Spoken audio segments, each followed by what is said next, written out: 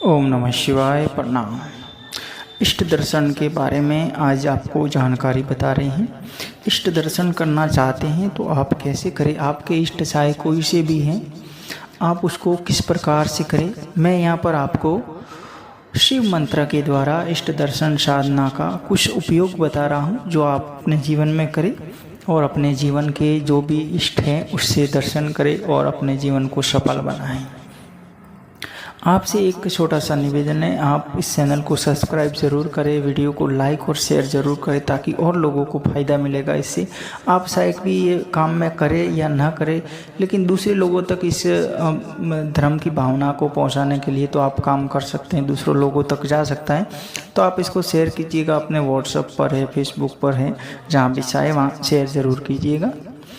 अब सुन लीजिएगा, आप अपने घर के कमरे में आसानी से ये क्रिया कर सकते हैं।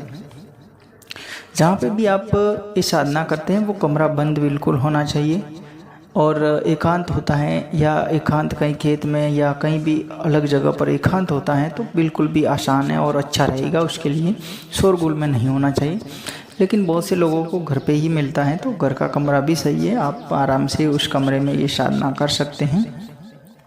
ये साधना करने का समय आपको रखना है या तो सुबह 3 से 5 बजे के बीच में, या फिर करना है रात्रिकालीन में 11 से 1-1:30 बजे के बीच में करना है, 1-1:30 बजे के बीच में करना है। ये 2 समय आपको ध्यान रखना है। और इस समय आपको क्या करना है कि शिव प्रतिमा, आप या तो शिव प्रतिमा लेना है या शिवलिंग, आप जो भी आप क्या पूजते हैं, क्या घर पे रखते हैं उस प्रकार से लेना है। और शिव प्रतिमा कोई भी लेते हैं तो अगर आप शिव प्रतिमा लेते हैं तो कम से कम 1 फीट की ऊंचाई तक होनी चाहिए और आधा फीट की चौड़ाई तक होनी चाहिए, इतनी लगभग लेनी चाहिए। यानी 8x12 की ऐसी कोई लेनी चाहिए तस्वीर वगैरह जो भी आप फ़ोटो लेते हैं। और बिल्कुल भी जैसे शिव योगी रूप में होते हैं ना, बिल्कुल योगी रूप में ध्यान में ऐसी प्रतिमा लेनी है आपको। बाकी की फालतू जो तस्वीरें होती हैं वो नहीं लेना है। और उसको लेके आप अपने सामने रखना है, जहाँ पे भी आप बैठ के मंत्र जप कर रहे हैं, ध्यान कर रहे हैं, उसके सामने रखना है। अपने नज़र के सामने होना चाहिए, ज़्यादा ऊपर नहीं होना चाहिए, थोड़ा नीचे होना चाहिए। और उससे और आपके बीच में लगभग 2 फीट का या 3-4 फीट का अंतर होना चाहिए। और आप दोनों के बीच में, तस्वीर के और आपके बीच में एक दिया जलाना है। दिया घी का जलाइएगा, बेहतर रहेगा। उसमें से जो लो निकलेगी वो ब्लैक नहीं निकलेगी, इसलिए घी का ही जलाएं।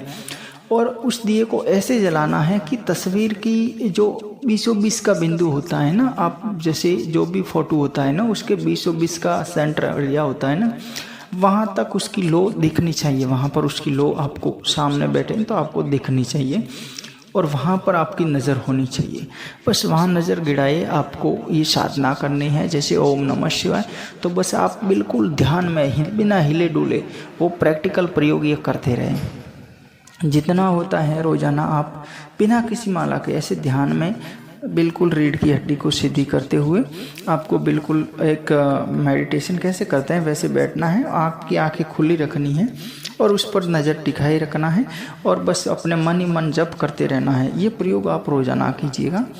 कुछ दिनों के अंदर, 4-5 दिनों के अंदर या 10 दिनों के अंदर आपके जो इष्ट हैं, आपकी जो प्रक्रियाएं हैं, आपके जीवन में क्या घटित होने वाला है, आपने कहाँ गलती की है, आपको किस समय क्या करना चाहिए था, आपके साथ में कौन बुरा सोच रहा है, आपके बारे में कौन क्या बातें करता है, ये सारा ही ज्ञान आपको निंद्रा के माध्यम से, सपना के माध्यम से स्पष्ट रूप से दिखाई देना शुरू हो जाएगा। स्पष्ट रूप से आपके सपना में वो सारी चीज़ें दिखेगी कि किस समय आपके बारे में किसने क्या बोला था और कौन आपको कितना चाहता है, कौन आपके बारे में क्या सोच रहा है।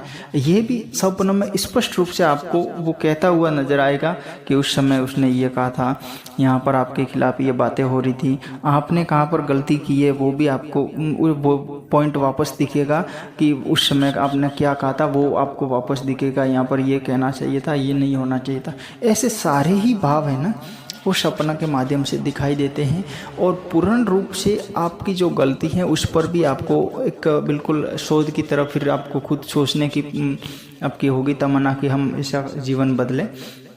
तो ये सारी ही प्रक्रियाएं आपको हो जाएगी और आपका जो इष्ट है ना वो बार बार दिखना शुरू हो जाएगा। यानी आपसे जुड़ी हुई कोई शक्ति ऐसी होगी, जो भी स्पिरिट शक्ति आपसे जुड़ी हुई है, जिसको आप जानते भी नहीं है, लेकिन वो शक्ति आपको सपना में दिखनी शुरू हो जाएगी।